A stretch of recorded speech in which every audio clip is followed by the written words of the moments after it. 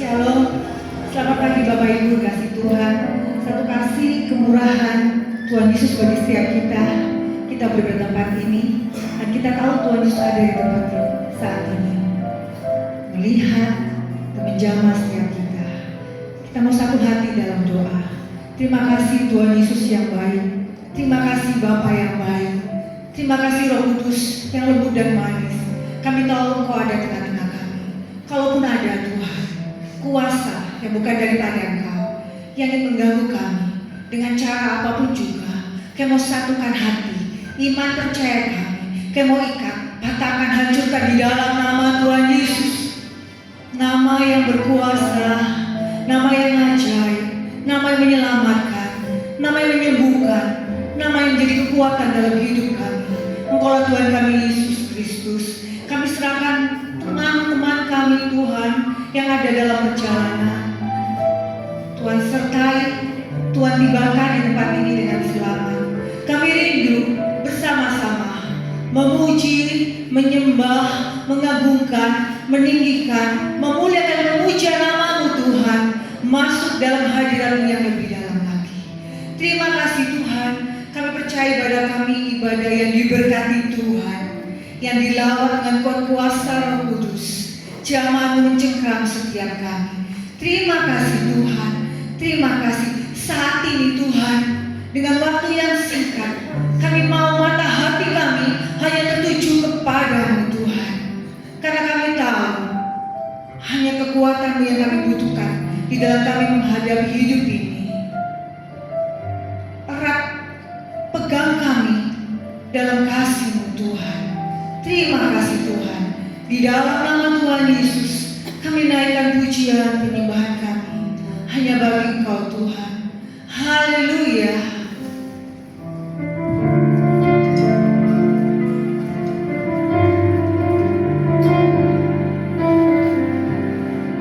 Haleluya.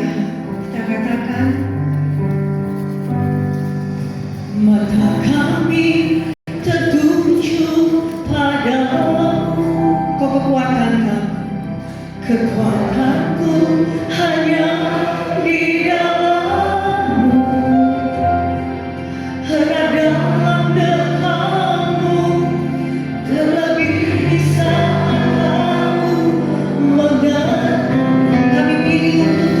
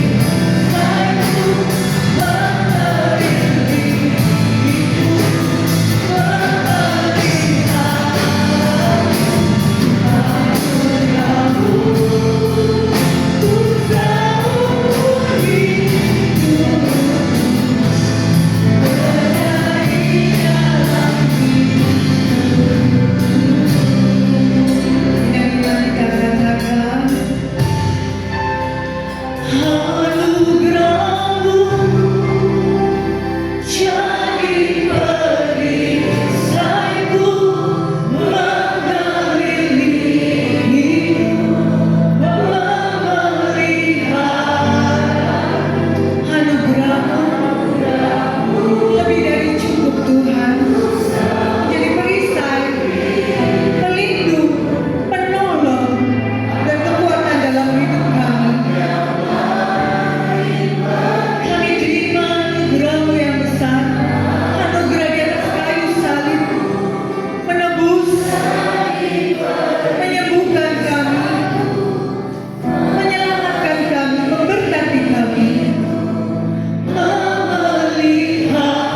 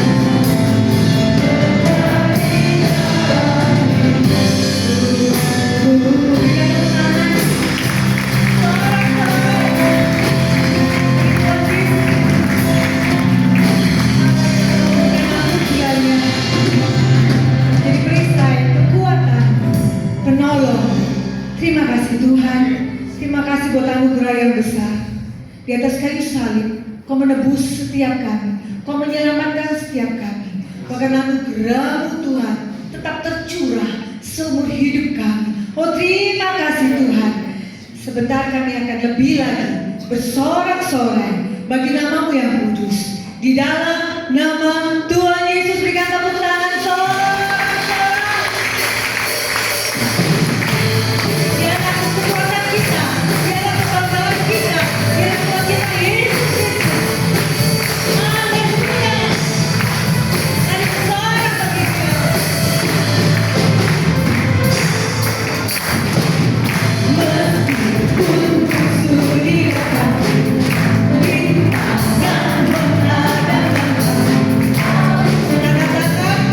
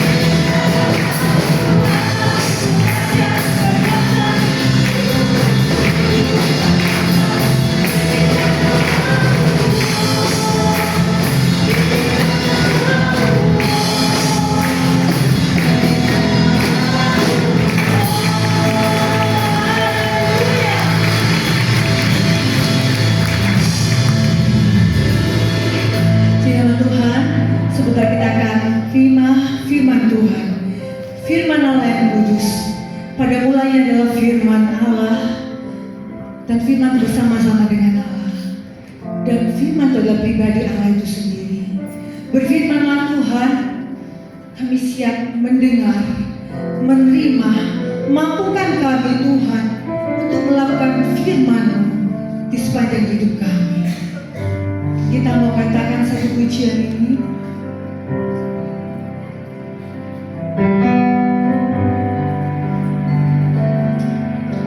Tuhan, sungguh ku bersyukur, benar Tuhan, Kau menyertai hidupku selama ini. Bapa, ku berterima kasih.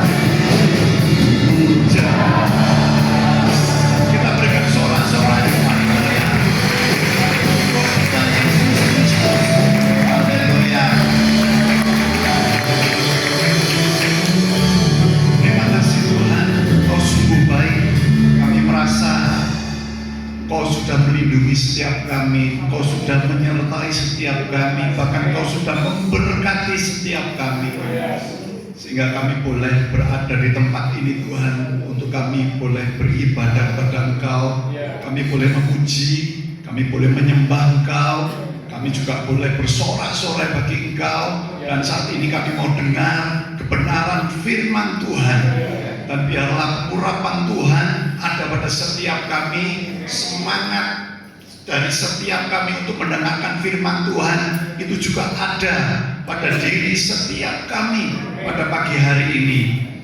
Terima kasih Tuhan, kami percaya firman Tuhan adalah kata-kata dari Engkau sendiri Tuhan. Oleh sebab itu atas hamba-Mu yang terbatas, Tuhan tolong, Tuhan kuasai, sehingga apa yang hamba sampaikan benar-benar datang daripada Tuhan. Terpujilah nama-Mu, di dalam nama Tuhan Yesus kami sudah alaskan doa dan ucapan syukur kami. Amin. Silakan kembali. Shalom. Shalom. Puji nama Tuhan. Sungguh bersuka cita, gitu ya, kalau kita boleh berada di tempat ini di dalam segala keadaan kondisi kita, tapi kita masih bisa tetap memuji Tuhan, gitu ya. Kita masih tetap bisa memiliki hati yang bersyukur bahwa Tuhan itu selalu baik. Amin. Bapak Ibu, saudara sekalian dikasih Tuhan, satu ketika saya baca satu renungan, begitu ya.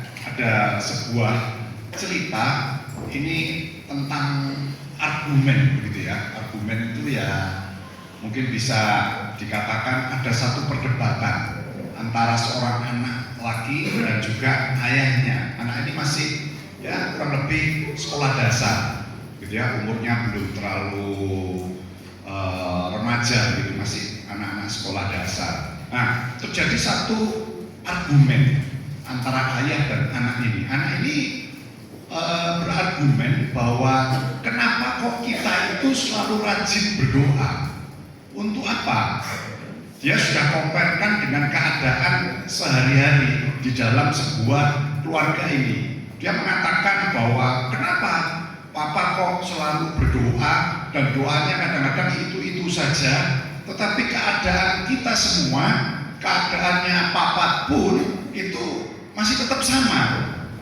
Untuk apa kok kita terus berdoa? Gak sebaiknya berhenti saja, kita nggak usah doa. Wong keadaannya juga, hidupnya juga ya bisa dikatakan begitu-begitu saja. Papa punyanya juga cuma sepeda motornya tahun 80-an lagi. Mau beli lagi katanya Papa juga belum sanggup, begitu. Gajinya juga ya begitu-begitu saja.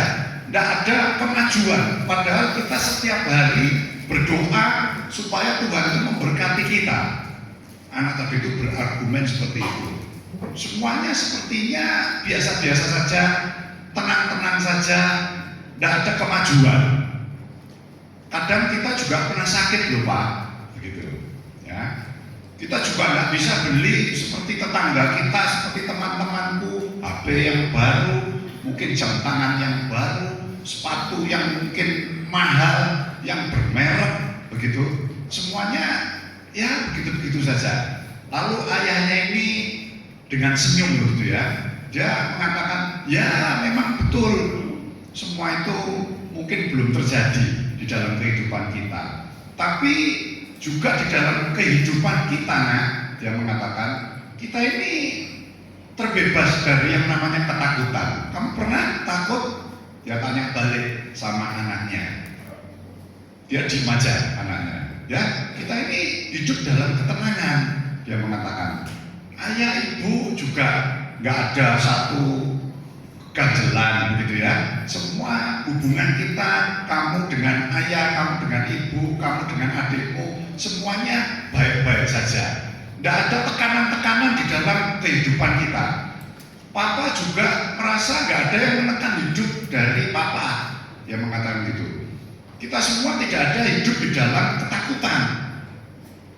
Tetap ada sukacita, tetap ada sejahtera. Meskipun terkadang kita juga pernah sakit, tapi sakit kita ini bukan sakit yang parah. Papa juga nggak punya musuh, Dia mengatakan, mama juga tidak punya musuh. Kamu kira-kira punya musuh? Enggak juga. Dia mengatakan, tidak. Papa juga enggak utang sana sini, dikejar sana sini, juga enggak. Hidup kita ini meskipun sederhana, dia mengatakan, keadaan kita ini merupakan keadaan yang baik. Nah ini Bapak Ibu, ini satu dasar gitu ya. Kenapa kok harus berdoa? Nah Bapak Ibu, yuk kita lihat dalam 1 Raja-Raja 18 ayat yang ke-44. Kita mau bandingkan gitu ya dengan seorang tokoh. Ini bukan tokoh nasional Bapak Ibu, bukan tokoh juga internasional, tapi ini tokoh di dalam Alkitab, begitu ya, seorang nabi. Di dalam 1 Raja-Raja 18 ayat yang ke-44, nanti Bapak Ibu bisa baca kalau mau lihat kisahnya, gitu ya. Tapi saya ambil aja dari ayat 44, dikatakan pada ketujuh kalinya berkatalah bujang itu, wah, awan kecil sebesar telapak tangan timbul dari laut. Lalu kata Elia, pergilah, katakanlah kepada Ahab, pasang keretamu dan turunlah, jangan sampai engkau terhalang oleh hujan. Bapak Ibu, kalau kita soroti, saya menyoroti seorang tokoh ini, bukan bujangnya, tapi Elianya. Nah, Elia ini semua tahu bahwa Elia ini seorang nabi yang besar, saya katakan. Dia seorang hamba Tuhan yang luar biasa. Kisahnya banyak Bapak Ibu dicatat dan dibuktikan, begitu ya, di dalam sejarah. Tetapi ternyata Bapak Ibu, doanya masih berapa kali Bapak Ibu? Berapa kali? 7 kali. Jadi seorang, saya yakin dia dekat dengan Tuhan. Dia seorang yang berusaha pasti hidup di dalam kekudusan. Dia dipakai Tuhan secara luar biasa. Tapi dikatakan ayat sebelumnya, ayat 43, dia ini berdoa sampai 7 kali. Barulah hujan yang lebat itu turun. Saya bisa katakan Bapak Ibu, bahkan bahwa bukan berarti harus punya iman yang lebih besar supaya pertolongan Tuhan kita peroleh dengan sekali doa. Jadi kita jangan bandingkan begitu ya. Oh, kalau doanya si A itu langsung top chair, langsung dijawab sama Tuhan, wah imannya berarti segunung mungkin begitu tingginya, imannya luar biasa mungkin seperti itu. Terus kita mulai mengucilkan begitu ya, orang yang doanya itu nggak dijawab-jawab. Mungkin dia doanya sudah bulanan, mungkin dia doanya sudah tahunan, belasan tahun, bahkan mungkin sudah puluhan tahun. Dia berdoa mungkin sejak remaja sampai dewasa, sampai STW begitu, doanya masih tetap. Terus kita mengira, wah nggak punya iman loh, kamu nggak punya iman. Kalau orang itu loh, imannya jos, imannya luar biasa. Kita nggak bisa membandingkan Bapak Ibu iman dengan doa ini. Tetapi memang doa harus dengan iman. Tapi kita tidak bisa memberi penilaian begitu ya kepada seseorang, bahkan memberikan penilaian terhadap hamba Tuhan, begitu ya. Karena Elia ini saya katakan hamba Tuhan yang luar biasa. Kelasnya mungkin bukan pengkhotbah, pemberita firman, bukan itu saja, tapi kelasnya sudah nabi, begitu. Tetapi tetap harus berdoa berkali-kali, masih harus berulang-ulang di dalam doa. Oleh sebab itu kita jangan terus putus asa Bapak Ibu. Kalau kita mungkin doa sudah belasan kali, puluhan kali, terus kita mogok doa, udah nggak usah seperti gambaran dari anak kecil tadi yang mulai komplain dengan ayahnya. Tapi beruntung dia punya ayah yang luar biasa. Dia bisa melihat kondisi sesuatu yang baik yang Tuhan sudah berikan bagi keluarga tadi. Bapak Ibu, tidak melihatnya dari kacamata sang anak tadi. Bapak Ibu, beberapa hari yang lalu saya lihat YouTube beberapa kesaksian Mungkin saya agak ketinggalan karena ini mungkin kesaksiannya hamba Tuhan ini sudah beberapa tahun yang lalu. Tetapi saya diizinkan Tuhan baru melihat dan mendengar, gitu ya. Hamba Tuhan ini, hamba Tuhan kalau manusia boleh menilai, gitu ya, manusia boleh memberikan apa namanya penilaian, gitu ya. Hamba Tuhan ini hamba Tuhan yang luar biasa, saya katakan.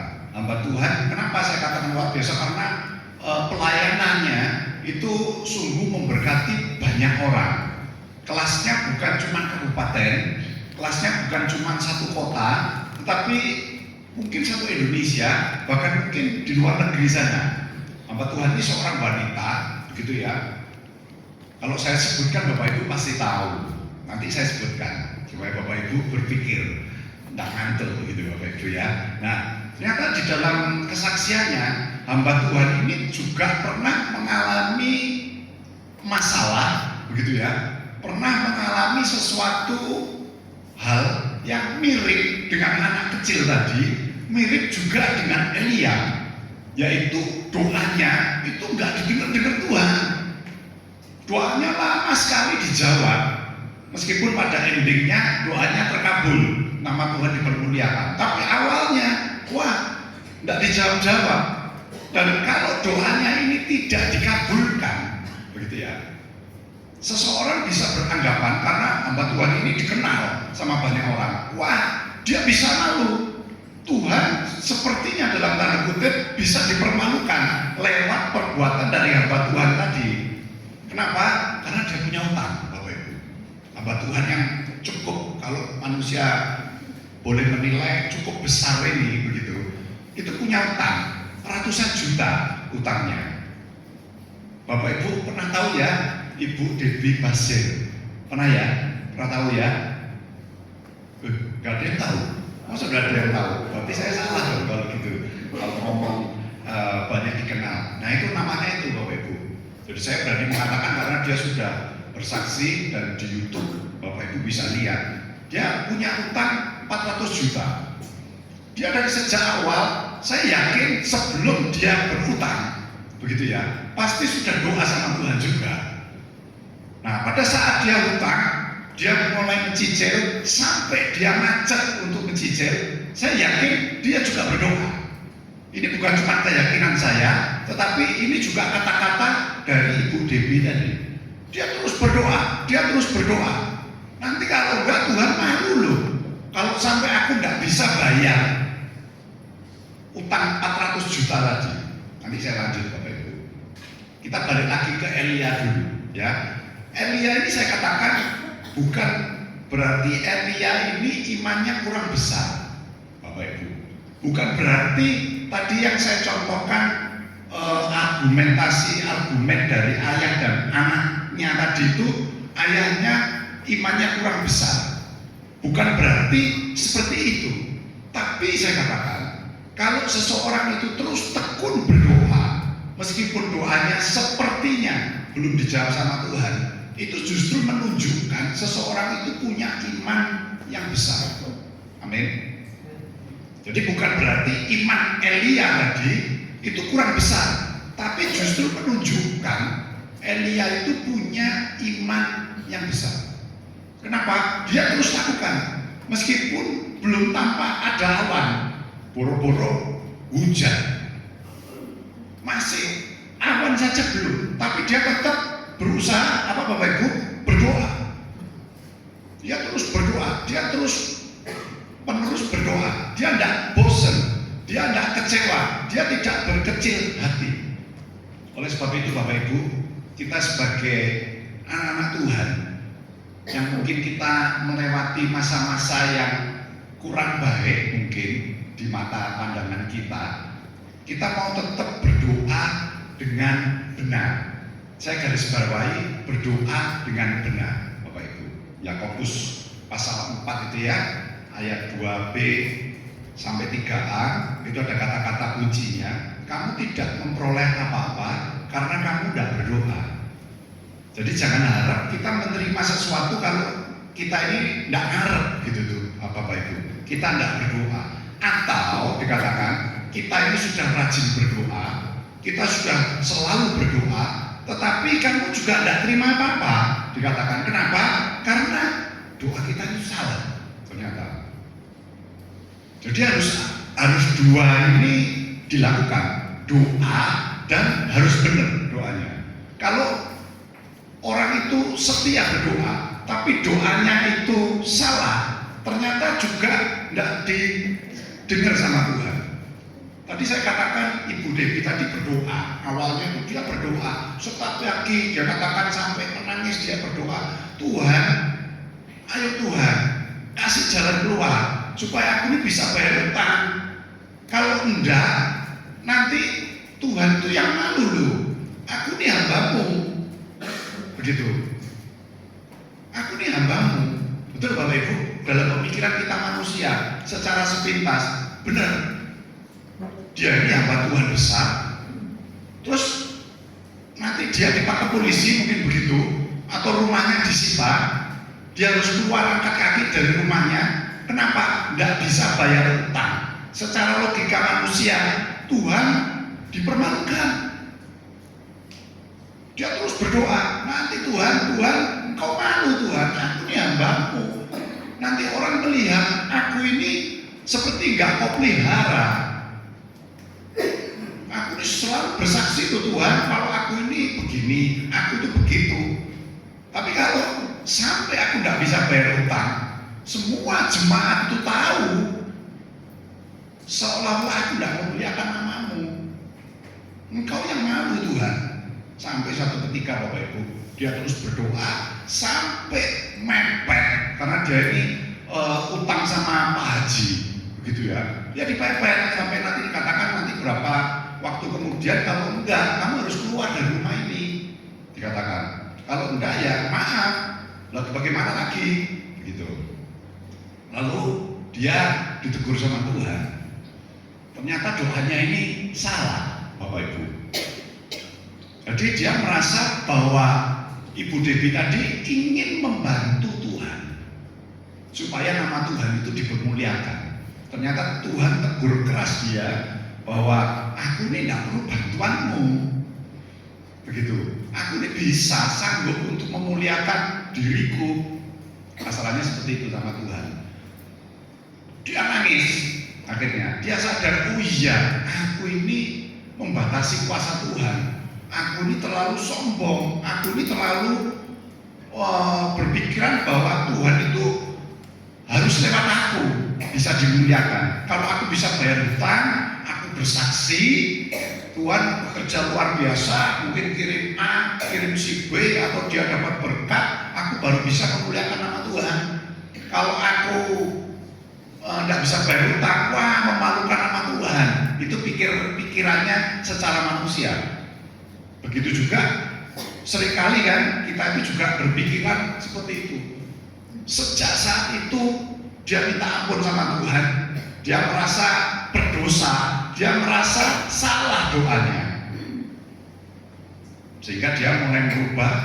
Dan bukan cuma merubah saja, tetapi dia bertindak, Bapak Ibu. Dia setelah selesai berdoa, dia panggil anak-anaknya, dia panggil suaminya, ayo kita siap pindah ke rumah lama. Dia mengatakan, loh, salah satu anaknya mengatakan kepada Ibu Devi itu bahwa, loh nanti kita ini pindah beli rumah yang baru ini kan karena rumah kita ini sudah kurang layak gitu. Kalau hujan banyak bocor, kalau hujan nanti banjir. Sudah tidak apa-apa, kita bersiap-siap pokoknya kita mulai pakai beberapa waktu lagi karena mama nggak bisa menyelesaikan uang kurang lebih 400 juta ini. Kita siap pindah. Nah, ini penting Bapak Ibu. Ini juga kata kunci. Jadi kadang kita kalau berserah sama Tuhan, Bapak Ibu, itu bukan cuma doa, lewat doa kita saja, bukan lewat kata-kata kita kepada teman-teman kita saja. Oh, aku berserah. Tapi tindakan kita, hati kita, itu ternyata dilihat bersama Tuhan. Jadi tidak cukup kata-kata kita saja, Bapak Ibu. Ada tindakan seperti apa yang dialami oleh hambanya, Ibu Dewi tadi. Dia bertindak, dia sudah siap-siap, udah lah pokoknya kita pindah saja. Tapi singkat cerita Bapak Ibu, akhirnya Ibu Dewi ini diingatkan gitu ya, melalui dia kan punya Facebook begitu. Dia lihat udah gini aja. Nah ini mulai ada usaha Bapak Ibu, karena kita kan berdoa dan berusaha. Dia mikir begini, kalau ada yang beli rumahku yang baru ini, karena harganya bukan cuma 400 juta, tapi 2 kali bahkan lebih dari harga itu, menurut kesaksiannya seperti itu. Kalau ini tak jual, berarti aku ada keuntungan, dia mengatakan. Plus aku bisa bayar utangku sama Pak Haji 400 juta. Lalu dia teringat oleh temennya yang di Facebook tadi, salah seorang jemaatnya, dia mengatakan begitu. Dia kontak orang ini. Dia kontak, kamu mau tak membeli rumahku? Dia mengatakan, lu kenapa? Ya dia cerita, tapi kalau kamu beli rumahku, langkah pertama kamu harus lunasi dulu uang 400 juta sama Pak Haji ini. Nah setelah itu nanti kalau kita jual bersama-sama, untungnya kita bagi dua. Dia mengatakan begitu. Terus, oke, aku mesti izin suamiku, aku mesti kasih info sama suamiku dulu. Dia mengatakan, nanti tak kabari segera. Dia mengatakan, perlu dicatat Bapak Ibu, jemaatnya itu ternyata dalam ceritanya Ibu Dewi, dia nggak tahu rumahnya Ibu Dewi, rumah yang lama ataupun rumah baru, alamatnya nggak tahu. Ibu Dewi pun juga nggak tahu alamat jemaatnya itu. Cuman ya sering kontak, saling menguatkan dan lain sebagainya, kira-kira seperti itu. Nah, setelah itu Ibu Dewi mulai lagi berdoa sama Tuhan, berdoa 1 hari, 2 hari, janji balas telepon kok gak dibales-bales, gitu. Tapi dia tetap berdoa, dikatakan. Menurut kesaksian dia terus berdoa sampai pada hari ketiga, temannya itu telepon dia, maaf Bu, aku itu lupa nyampaikan sama suamiku. Nah ini aku baru ingat hari ini. Dia mengatakan begitu, ini suamiku mau bicara sama ibu. Oke, tanya ini kenapa, ini gini. Oke, kalau gitu gini aja Bu. Oke, kalau gitu nanti kita perjanjian gitu ya, perjanjian di notaris. Udah, ibu pokoknya urus nanti saya ganti gitu ya, ganti namanya setelah ada perjanjian jual beli ini, nanti saya ganti nama bapak dan lain sebagainya. Oke, yaudah pokoknya besok tak transfer. Oke, gitu ya, ditransfer uang 400 juta itu. Dia cerita sama suaminya juga kaget. Lah orang itu orang siapa, alamatnya di mana kami enggak tahu. Tapi ternyata di handphonenya Ibu Dewi biasanya ceklik ada notifikasi bahwa ada uang masuk 400 juta. Singkat cerita dia langsung telepon Pak Haji, dia panggil ke rumahnya karena sebelumnya Ibu Dewi ini yang dicari-cari begitu Bapak Ibu ya. Dicari-cari tapi dia ketakutan begitu karena tidak bisa bayar utang. Tapi pada hari itu, oke, saya mau datang ke rumah Ibu Dewi. Wah dengan sukacita katanya. Nah, pikirnya si Pak Haji tadi ini bakal diserahkan rumah ini. Karena kalau diserahkan karena uang 400 juta Ibu Dewi nggak bisa bayar, yang diuntungkan itu bukan Ibu Dewi, yang diuntungkan adalah pemilik rumah awal, karena rumah itu nilainya jauh lebih dari 400 juta. Singkat cerita seperti gitulah. Nah ternyata mereka bertemu, mau bayar, berangkat ke notaris. Nah berangkat ke notaris, dia telepon lagi sama suaminya, jemaahnya tadi, temannya tadi. Pak, minta nomor KTP-nya, minta ininya untuk syarat notaris. Untuk apa? Dia mengatakan, loh ya dinamakan bapak kan? Karena gitu ceritanya gitu. Oh enggak usah, dinamakan ibu aja. Ya, singkat cerita akhirnya rumah itu diatasnamakan Ibu Dewi. Setelah selesai ganti nama, proses kurang lebih sebulan, dia telepon lagi.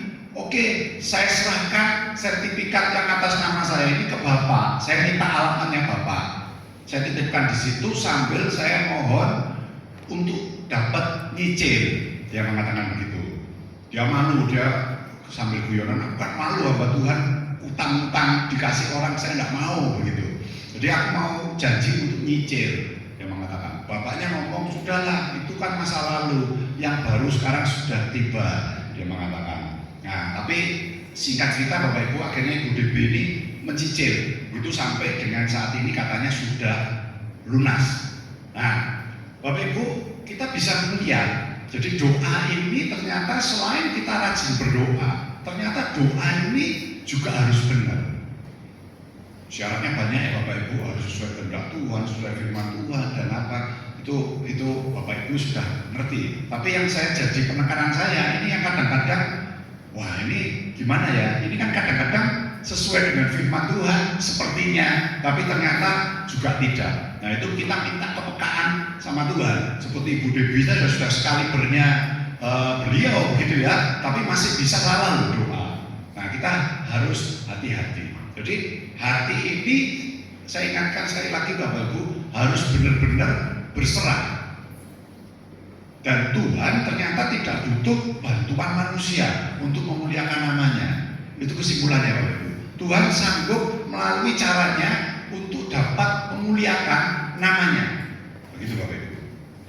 Lanjut lagi Bapak Ibu di dalam Matius pasal yang ke-7 ayat 7 dan 8 dikatakan, mintalah maka akan diberikan kepadamu, carilah maka kamu akan mendapat, ketoklah maka pintu akan dibukakan bagimu.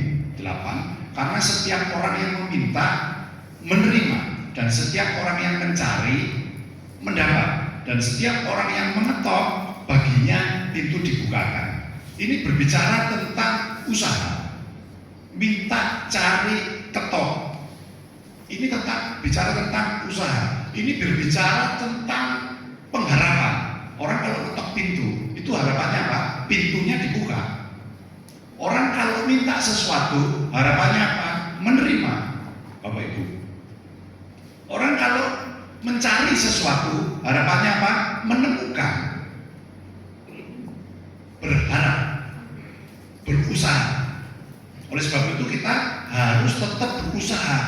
Salah satunya dengan cara berdoa tadi. Di dalam skopnya doa, kita harus berusaha mencari, minta, ketuk. Terus itu harus dilakukan. Seperti yang dilakukan oleh Elia.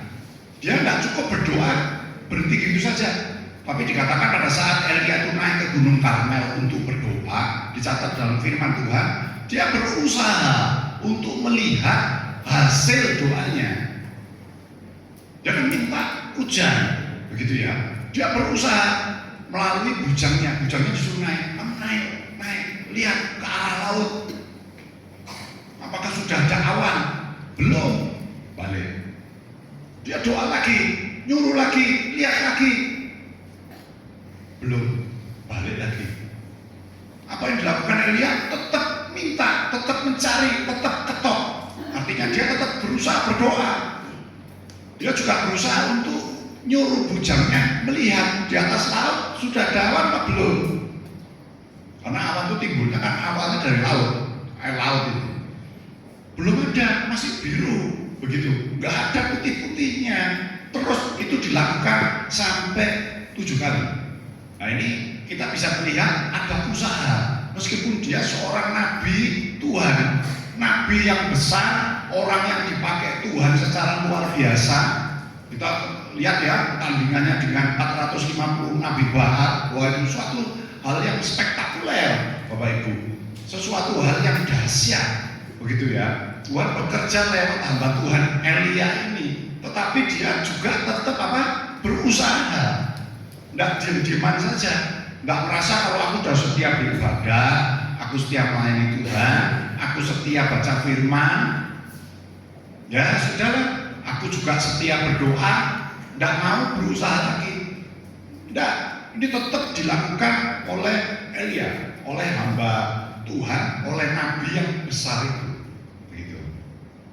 Bapak Ibu, Lukas 18 ayat yang pertama dikatakan Tuhan Yesus mengadakan suatu perumpamaan kepada mereka untuk menegaskan bahwa mereka harus selalu berdoa dengan tidak jemu-jemu. Ini ditegaskan oleh Tuhan, memberikan satu perumpamaan supaya mudah untuk dimengerti oleh orang yang mendengar, tetapi ditambahi kata-kata penegasan, ditegaskan. Jadi kalau kita berdoa ternyata tidak cukup sekali saja. Tidak, meskipun kita dengan embel-embel kata-kata beriman, aku percaya doaku dijawab sama Tuhan. Terus setelah itu selesai, begitu saja. Tidak, ternyata ditegaskan oleh Tuhan Yesus bahwa tidak boleh jemu-jemu. Dalam kitab Alkitab bahasa Indonesia sehari-hari dikatakan apa itu Bapak Ibu? Selalu berdoa dan jangan berputus asa. Terus naikkan doa. Elia tidak putus asa, dia terus berdoa. Dan di dalam doa itu ternyata banyak hal-hal ajaib yang terjadi. Saya temukan hal ini Bapak Ibu. Seorang hamba Tuhan, Ibu Dewi tadi, kalau Bapak Ibu perhatikan kata-kata saya, perhatikan kesaksiannya Bapak Ibu, nanti lihat di YouTube sendiri supaya lebih jelas, lebih detail. Saya nggak bisa persis kata-katanya seperti beliau karena beliau yang mengalami. Tetapi ternyata Tuhan itu singkatkan sesuatu yang luar biasa, dan itu lebih lagi membuat diri kita sebagai anak Tuhan itu lebih hidupnya benar, lebih kudus lagi. Tadi kan doanya Ibu Basir pada saat kesaksian pertama nih Bapak Ibu, saya lihat di YouTube, saya kaget. Ini hamba Tuhan luar biasa, doanya kok gitu ya. Saya merasa ini ada yang salah ini. Mosok mau membantu Tuhan, dia seolah-olah ngancam Tuhan. Kalau Tuhan tidak jawab doaku, engkau yang malu loh Tuhan, bukan aku. Berani loh berkata-kata seperti itu. Nah, tapi ternyata lewat doa yang tidak jemu-jemu, dia terus doakan, memuji, menyembah Tuhan. Ternyata Tuhan negur. Nah, ini loh yang saya katakan, Tuhan bisa sikapkan Bapak Ibu lewat ketidakmalasan kita berdoa. Jadi kalau kita doa, Tuhan bisa sikapkan, oh ini loh yang benar tuh gitu, yang benar tuh begini, kamu jangan lakukan itu bisa. Tidak mesti harus aku sakit, doa, minta sembuh. Bukan cuma ujungnya ini aja yang kita dapat Bapak Ibu, tapi dalam proses itu, proses doa itu Tuhan bisa sikapkan macam-macam. Dan tujuan Tuhan kalau menyingkapkan sesuatu pasti baik dan terbaik bagi setiap kita. Amin. Kita bisa hidup lebih benar lagi, kita bisa hidup lebih kudus lagi, kita bisa hidup lebih jadi berkat lagi.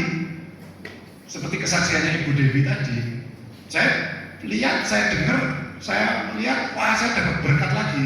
Oh, berarti lewat doa itu ada sesuatu loh yang Tuhan kerjakan. Tidak cuma mengerjakan sakit sembuh, utang lunas, tidak seperti itu saja. Tetapi dalam proses itu ternyata kita bisa hidup lebih benar lagi, hidup bisa lebih kudus lagi. Saya yakin setiap kita perlu yang namanya doa. Banyak sekali pasti permohonan kita. Betul Bapak Ibu? Sudah tahu saya mungkin sakit, mungkin keluarga kita, pekerjaan kita, mungkin secara ekonomi khususnya begitu ya. Sejak dampak COVID sudah mulai membaik, ekonominya mulai stabil, tapi akhir-akhir ini ada kegoncangan begitu ya di dalam stabilitas keamanan di Indonesia. Bukan cuma itu, bukan di Indonesia saja, tapi kalau kita lihat Bapak Ibu ini di dunia begitu ya. Jadi cara-caranya itu hampir sama. Siapa yang dilawan pemerintahan misalnya, atau polisinya dan lain sebagainya, itu kayaknya sepertinya sama. Dan saya beberapa hari yang lalu baru melihat berita akibat kerusuhan Bapak Ibu akhir Agustus 2025, jadi belum sebulan gitu ya, belum sebulan itu Jawa Timur saja provinsi. Bapak-bapak mungkin tahu ya, ruginya berapa? Dihitung 256 miliar. Provinsi Jawa Timur, belum Indonesia. Dan itu pun yang tercatat. Yang nggak tercatat kita nggak tahu.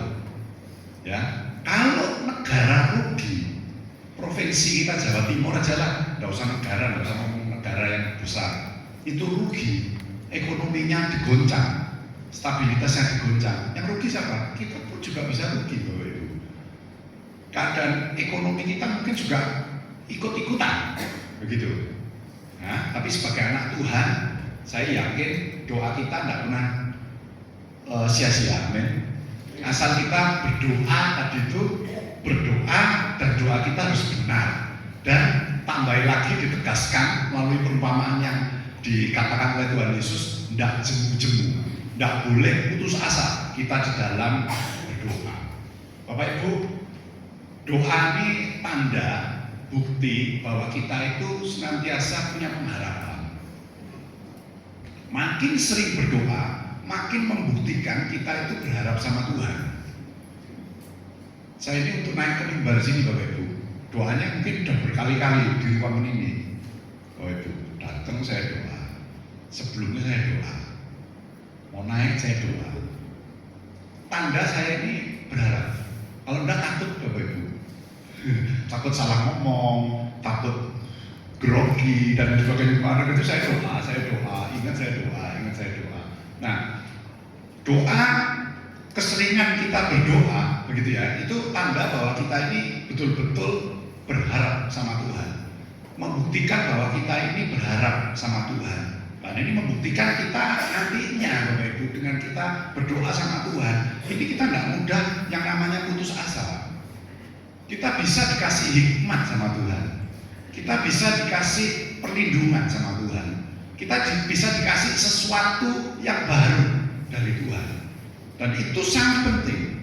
Kenapa? Itu yang akan membuat hidup kita itu punya nakoda, begitu ya. Kita ini jalan, yang bekerja, yang berumah tangga, ini kan butuh nakoda kita. Kita butuh pimpinan di dalam hidup kita. Kenapa? Manusia terbatas Bapak Ibu. Sepandai-pandainya kita Bapak Ibu, itu belum tentu benar. Kita bisa salah. Gitu. Oleh sebab itu kita benar-benar butuh yang namanya tuntunan dan bimbingan Tuhan.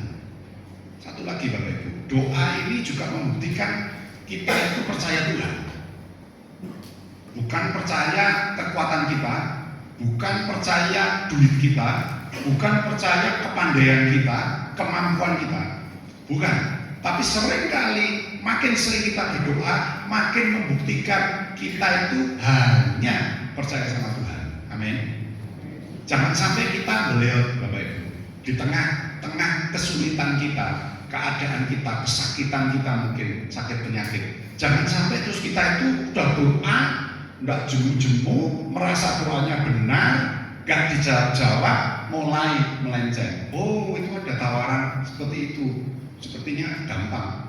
Temanku juga berhasil, dia seorang anak Tuhan juga, dia seorang hamba Tuhan sekalipun mungkin, tapi jalannya tidak benar. Kita tidak perlu contoh, kita contoh aja firman Tuhan. Amin.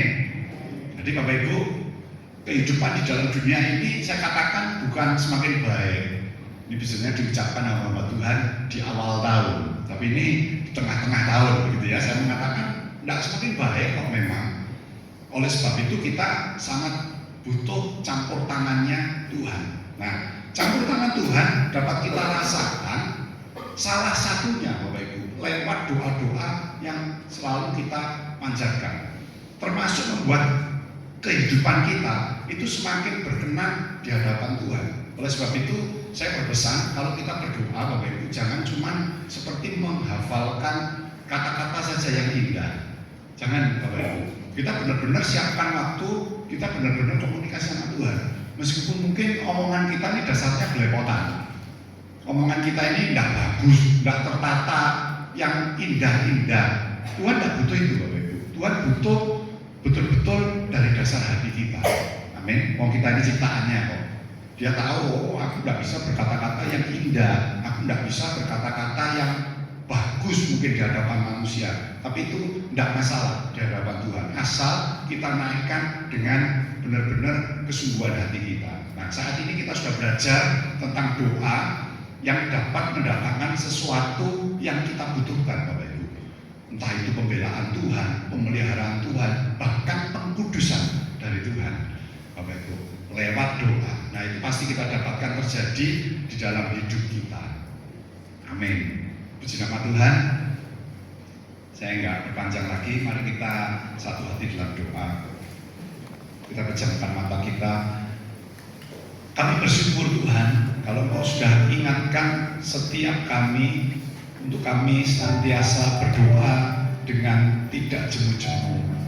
Biarlah Tuhan, firman Tuhan ini termeterai di dalam hidup kami, supaya kami tetap memiliki iman hanya kepada Engkau di tengah-tengah situasi kondisi yang mungkin kurang baik di hadapan kami, tapi kami tetap mengandalkan Engkau. Kami tetap mempercayai Engkau sanggup untuk melindungi, menyertai, bahkan memberkati setiap kami. Mari Roh Kudus, Engkau mampukan setiap kami untuk kami selalu mengingat Engkau di dalam kehidupan kami. Berkati hamba-Mu, Ibu Rohani, Bapak Ibu Gembala kami sebagai pemimpin kami di tempat ini. Tuhan berikan pengurapan yang khusus, Tuhan berikan hikmat-Mu, Tuhan berikan sukacita dan sejahtera di dalam kehidupannya, termasuk di dalam menggembalakan setiap kami. Terima kasih Tuhan, berkati seluruh keluarga besarnya, dan kami pun juga percaya, kami pun yang hadir saat ini, Tuhan juga sudah memberkati setiap kami. Terpujilah nama-Mu, di dalam nama Tuhan Yesus, kami sudah alaskan doa dan ucapan syukur kami. Amin. Tuhan Yesus berkati. Saya serahkan kembali kepada Bapak Gembala.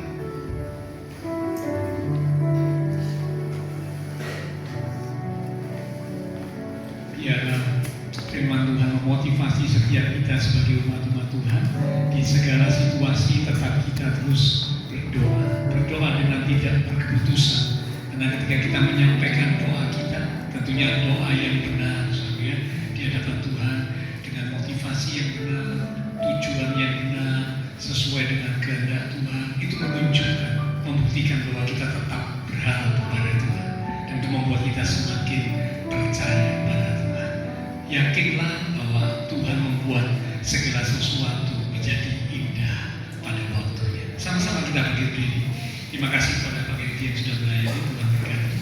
Kita akan mengakhiri ibadah kita lewat satu pujian. Kita katakan, sebab Kau besar, perbuatanmu ajaib, tiada seperti Engkau, tiada seperti Engkau. Sebab Kau besar, perbuatanmu ajaib,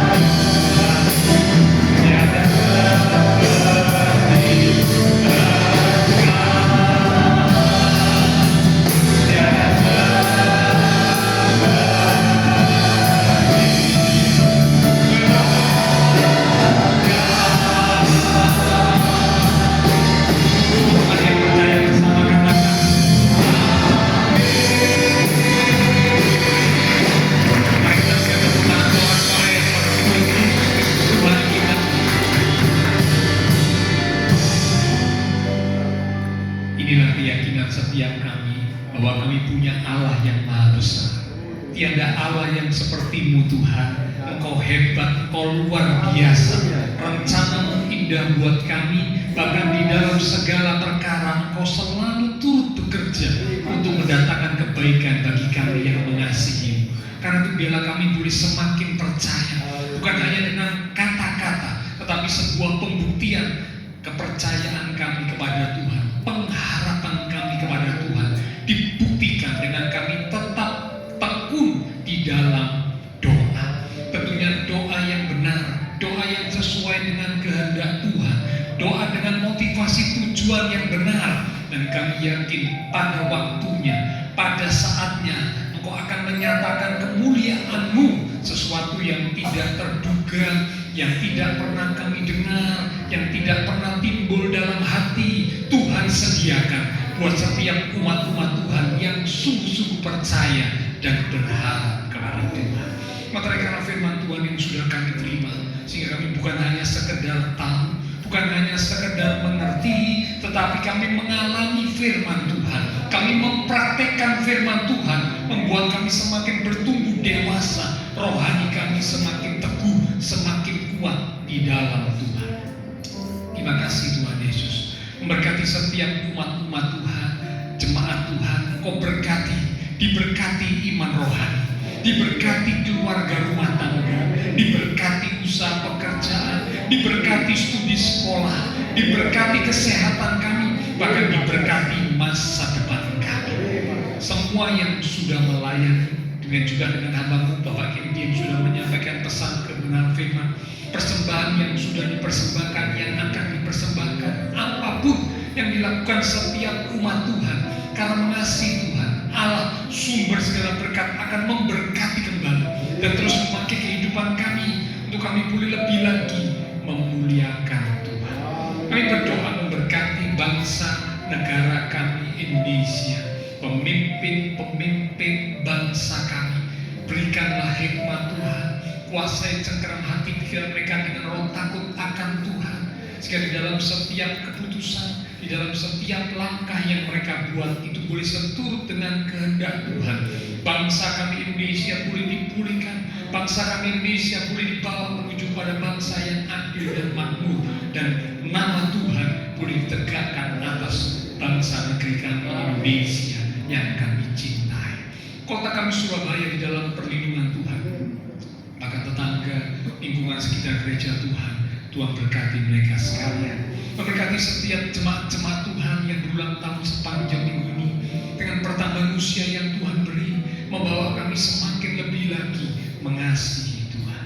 Setelah selesai ibadah, kami akan berpisah satu dengan yang lain, kembali ke aktivitas kami, kembali ke keluarga rumah tangga kami. Biarlah segala berkat, anugerah, damai, sukacita yang melimpah dari Allah Bapa Surgawi, kasih Tuhan Yesus Kristus, persekutuan dengan kuasa Roh Kudus akan terus memimpin menuntun langkah kehidupan setiap kita. Itu terus kita sekalian mulai pagi ini sampai Maranatha Tuhan Yesus datang kembali. Di dalam nama Tuhan Yesus Kristus, semua yang percaya diberkati Tuhan. Mari bersama dengan iman kita berkata, Amin.